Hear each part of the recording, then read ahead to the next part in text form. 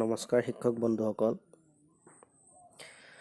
আগন্তুক হাইস্কুল টেটৰ ওপৰত এয়া মোৰ প্ৰথম ভিডিঅ'। তো আজি আমি আলোচনা কৰিম অসমীয়া বিষয়ৰ এটা গুৰুত্বপূৰ্ণ টপিক ক্ৰিয়া। তো আমি পলম নকৰাকৈ আৰম্ভ কৰিছোঁ। ক্ৰিয়া, যি পদে কোনো কাৰ্য সম্পাদন কৰে তাকে আমি ক্ৰিয়া বুলি কওঁ। ক্ৰিয়া আগন্তুক হাইস্কুল টেট আৰু টেট পৰীক্ষাৰ প্ৰশ্নকাকতৰ আৰ্হিৰ ওপৰত নিৰ্ভৰ কৰি ক্ৰিয়াৰ সাধাৰণতে 4টা বিষয়ৰ পৰা প্ৰশ্ন আহি থকা দেখা যায়। সেই 4টা হ'ল সমাপিকা ক্ৰিয়া, অসমাপিকা ক্ৰিয়া, অকৰ্মক ক্ৰিয়া আৰু সকৰ্মক ক্ৰিয়া। শিক্ষক বন্ধুসকল, আগন্তুক হাইস্কুল টেটৰ কাৰণে আপোনালোকে এই 4টা এটলিষ্ট এই 4টা বিষয় ভালকৈ জানিব লাগিব। নিশ্চিতভাৱে ইয়াৰ ওপৰত এটা প্ৰশ্ন আহিবই। তো আমি এটা এটাকৈ ভালকৈ জানিম।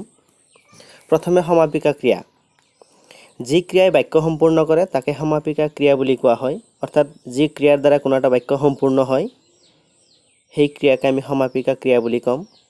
ইয়াৰ আৰু এটা নাম আছে, ইয়াক হাদ্যা ক্ৰিয়া বুলিও কোৱা হয়। মনত ৰাখিব। এটা উদাহৰণ লৈছোঁ আমি, যে মই স্কুললৈ যাওঁ। ইয়াত যাওঁ শব্দটোৱে বাক্যটো সম্পূৰ্ণ কৰিছে।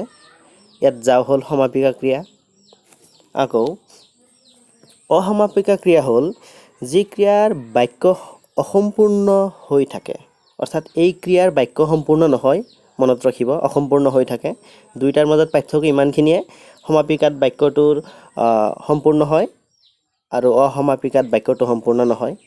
ইয়াৰ আৰু এটা নাম আছে সিদ্ধা। আগৰটোৰ নাম বেলেগ আছিল, ইয়াৰ নামো বেলেগ, সেইটো মনত ৰাখিব।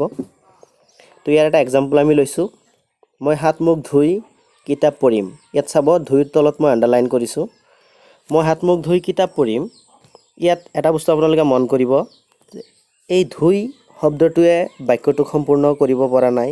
আমি যদি এনেকৈ লওঁ, মই হাত মুখ ধুই, তেতিয়াহ'লে বাক্যটো সম্পূৰ্ণ নহয়, যাৰ কাৰণে ইয়াক অসমাপিকা ক্ৰিয়া বুলি কওঁ। ইয়াত ধুই হ'ল অসমাপিকা ক্ৰিয়া, মনত ৰাখিব। ইয়াৰ পিছত আমি জানিম অকৰ্মক ক্ৰিয়া,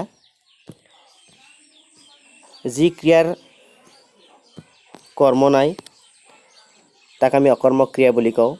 কৰ্ম মানে হৈছে অবজেক্ট, যি ক্ৰিয়াৰ কোনো অবজেক্ট নাথাকে, মনত ৰাখিব, তাকে আমি অকৰ্মক ক্ৰিয়া বুলি ক'ম। উদাহৰণ লৈছোঁ আমি, কেঁচুৱাটোৱে কান্দিছে, ইয়াৰ কোনো অবজেক্ট নাই। ঠিক একেদৰে ৰামে হাঁহিছে, ইয়াৰো কোনো অবজেক্ট নাই। ইয়াত কান্দিছে, হাঁহিছে হ'ল অকৰ্মক ক্ৰিয়া। এটা বস্তু মনত কৰিব, যি ক্ৰিয়াৰ কোনো ধৰণৰ অবজেক্ট নাথাকে, অৰ্থাৎ কৰ্ম নাথাকে, তেনে ক্ৰিয়াকে আমি অকৰ্মক ক্ৰিয়া বুলি ক'ম। ইয়াৰ পিছত আমি চাম সকৰ্মক ক্ৰিয়া কি। যি ক্ৰিয়াৰ কৰ্ম থাকে তাক সকৰ্মক ক্ৰিয়া বুলি কোৱা হয়। অৰ্থাৎ যি ক্ৰিয়াৰ অবজেক্ট থাকে তাক আমি সকৰ্মক ক্ৰিয়া বুলি ক'ম। উদাহৰণ লৈছোঁ আমি, চাওক, মই ভাত খাওঁ। ইয়াত খাওঁটো হ'ল অবজেক্ট বা কৰ্ম, তো ইয়াত খাওঁ হৈছে আমাৰ সকৰ্মক ক্ৰিয়া। আকৌ তেওঁ আম খাইছে, ইয়াত খাইছে শব্দটো হৈছে আমাৰ কৰ্ম, অৰ্থাৎ অবজেক্ট, ইয়ে হ'ব আমাৰ সকৰ্মক ক্ৰিয়া।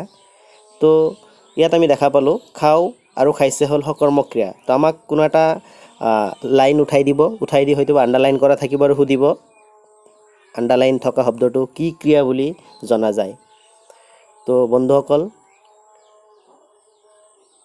যদি এই ভিডিঅ'টো আপোনালোকৰ ভাল লাগে কমেণ্ট কৰিব, আৰু যিকেইটা বিষয় আছে তাৰ ওপৰত মই ভিডিঅ' বনাবলৈ প্ৰয়াস কৰিম।